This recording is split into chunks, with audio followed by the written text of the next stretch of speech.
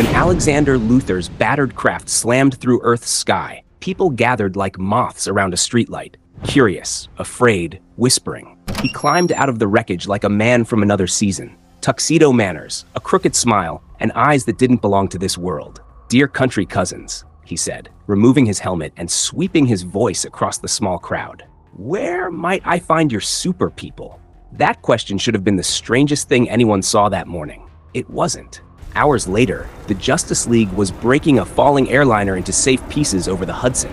Superman tried to keep the wreck intact. Wonder Woman readied herself to hold a pressurized section. Green Lantern improvised a fan to blow away flames. Martian Manhunter cut away twisted metal. The Flash generated a cushion of air below them, gentling the seats as Lantern's constructs carried victims toward a still, waiting world. No heartbeats. They pulled survivors and found none alive. Identification turned up impossible clues. Foreign currency printed with unfamiliar villains. Passports stamped with wrong names. A closer look revealed the reason. These people had crossed a membrane between universes without protection. They arrived already dead, their bodies drained, their faces slack. And one name kept surfacing on the plane's recorder: Luthor.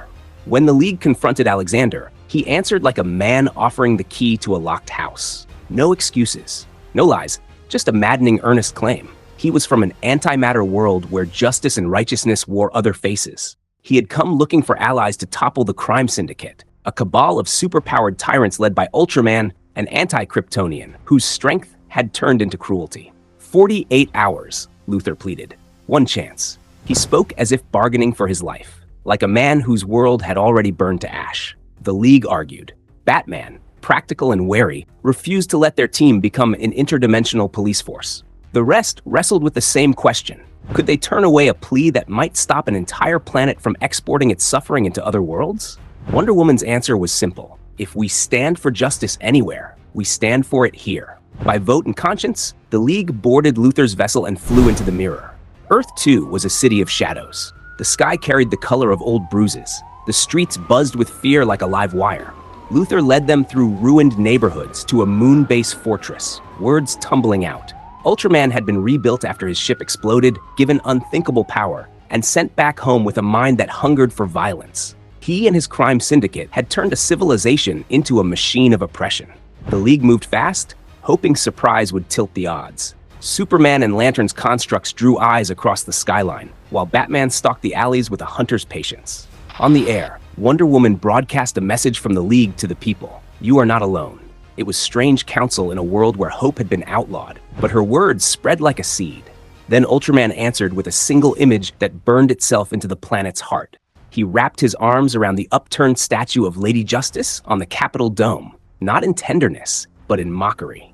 He held her like a trophy, his face lit with the worship of power, until Martian Manhunter slammed into him. "How dare you threaten this world in my presence?" John thundered. Ultraman sneered, boasting that he had killed Martians before. But John was no ordinary foe. "This is not combat," the Martian growled, electricity crackling through his changing form. "You were beaten the moment you chose to face me." Then came Superwoman, her voice like velvet over steel, whispering promises of power and empire.